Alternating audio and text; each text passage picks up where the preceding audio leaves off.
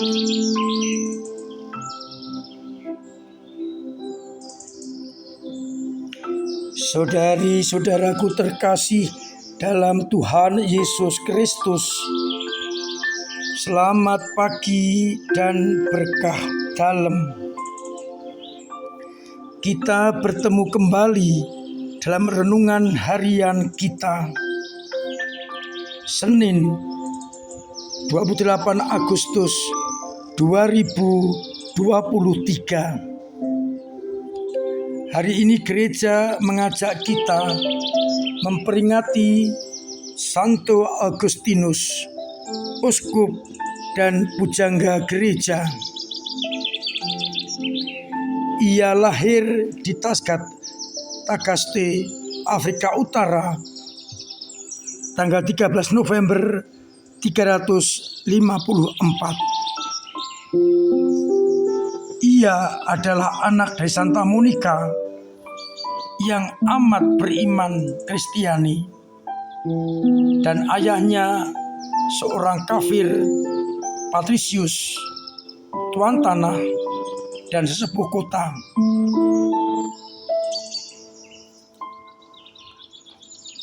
Berkat doa Santa Monica, patrisius ayah Agustinus bertobat dan dipermandikan menjelang kematiannya.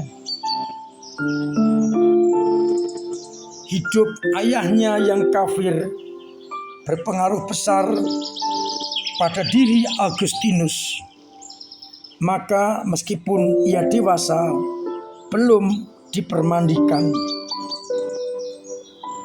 Ibunya tak henti-hentinya mendoakan dan menanamkan benih iman Kristiani kepada Agustinus. Meskipun nampaknya kurang berhasil, namun pelan-pelan berkat doa Santa Monica dan juga nanti berkat pengaruh Santo Ambrosius, Agustinus bertobat.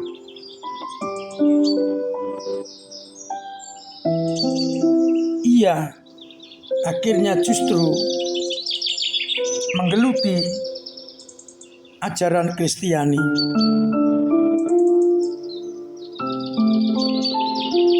Ia mulai mempertanyakan apa yang mendasari hidup ini. Maka setelah ia mendengar khotbah-khotbah Santo Ambrosius dan tertarik menjadi orang Kristiani, ia kemudian sadar akan nasihat-nasihat ibunya tatkala masih di Tagaste.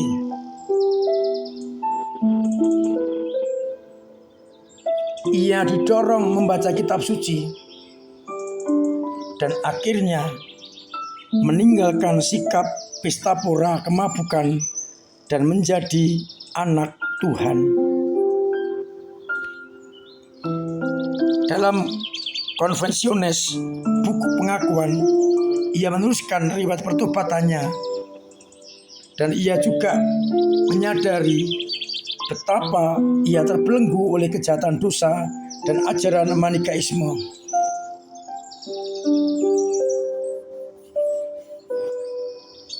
Ketika ia kembali ke Afrika bersama ibunya Monica, di tengah jalan, tepatnya di pelabuhan Ostia, ibunya meninggal dunia.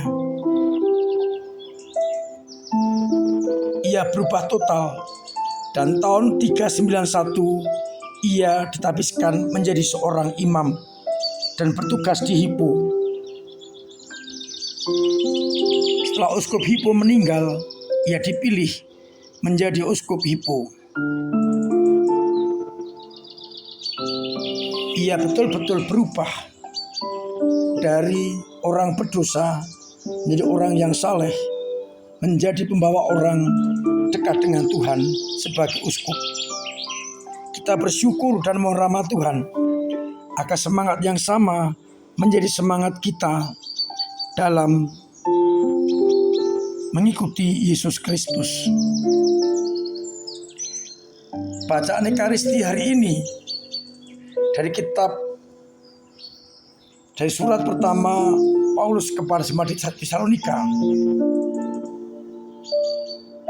menegaskan bahwa kalian telah berbalik dari berhala-berhala kepada Allah untuk menantikan kedatangannya yang telah dibangkitkan.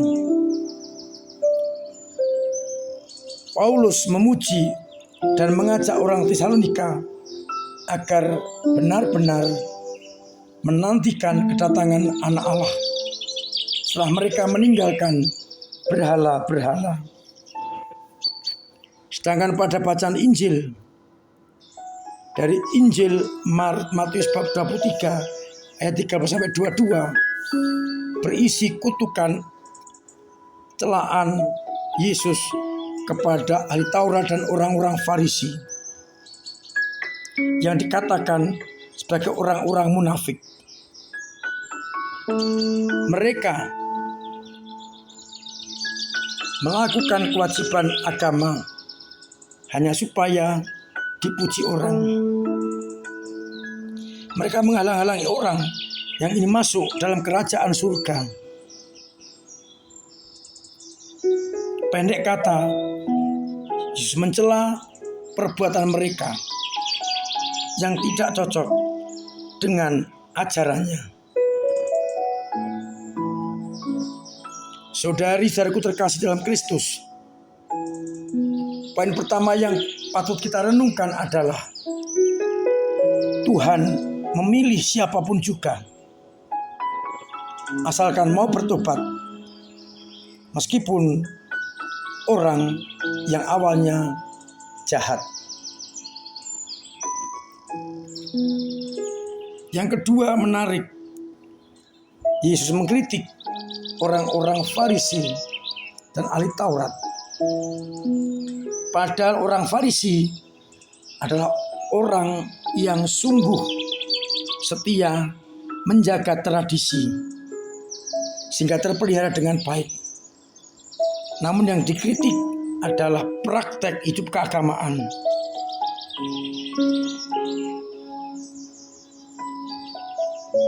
Di mana mereka menghalang-halangi orang yang ingin masuk dalam kerajaan Allah.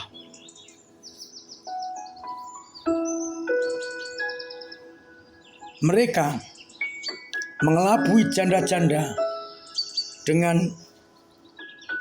doa yang panjang-panjang. Artinya munafik tidak bertindak dengan tulus.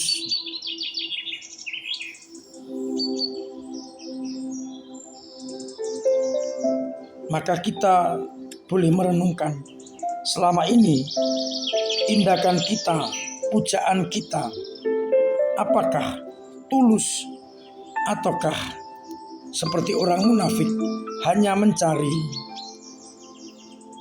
pujian, mencari ketenaran, dan menghalang-halangi orang yang mau masuk ke dalam kerajaan surga. Kita pun bisa menjadi munafik kalau kita menghalang-halangi orang untuk berbuat baik. Dengan mengatakan sok suci, sok ini, sok itu. Sehingga orang akhirnya takut untuk berbuat baik. Kita termasuk orang-orang Farisi. Maka saya mengajak kita bertobat, meninggalkan semua sikap yang berlawanan dengan kehendak Allah, dan kemudian mencoba melaksanakan semua perintah Tuhan dari kedalaman hati dan bukan dari pencarian pujian, agar akhirnya semua orang yang melaksanakan kehendak Allah dapat menerima belas kasih Tuhan. Semoga kita mampu untuk berhidup dan bertindak bukan karena pujian, tapi pertama-tama karena kita ingin menghadirkan kerajaan Allah di tengah-tengah dunia ini. Tuhan memberkati kita sekalian. Amin. Marilah kita berdoa. Bapa yang penuh kasih, kami bersyukur kepadamu karena Engkau senantiasa membimbing menyertai kami. Biarlah akhirnya banyak orang bertindak bukan atas dasar cari pujian, melainkan bertindak karena sungguh mencari kehendak-Mu. Bantulah kami untuk juga semakin sadar bahwa semuanya bisa terjadi bagimu, termasuk Engkau memilih orang-orang yang tidak begitu setia kepadamu, Kau pakai sebagai alat sehingga mereka setia. Bantulah umat-Mu yang masih ragu-ragu, yang bimbang, dan kuatkan iman mereka.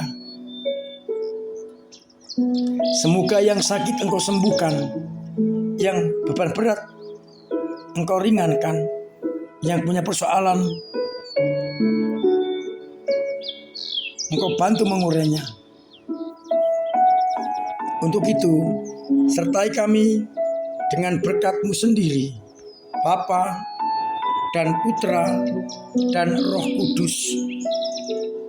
Amin.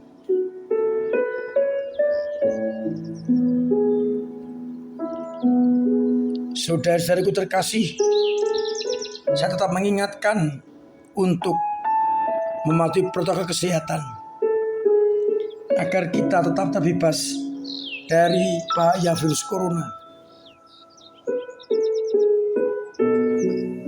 Saya masih tetap mengingatkan agar kita ambil bagian dalam berbagai lomba-lomba menyambut ulang tahun paroki kita.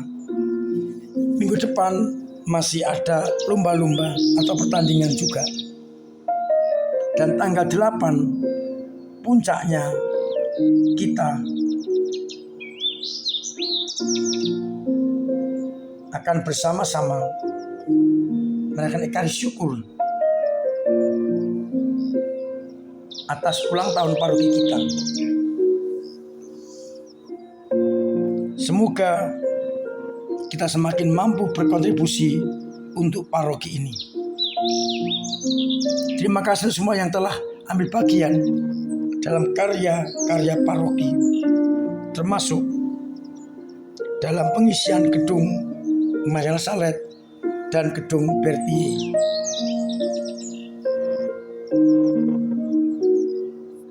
Mari bersama-sama kita ikut menjadi umat yang setia, yang bertanggung jawab atas gereja kita. Akhirnya saya mengucapkan selamat pagi, selamat merenungkan, salam sehat, Tuhan memberkati.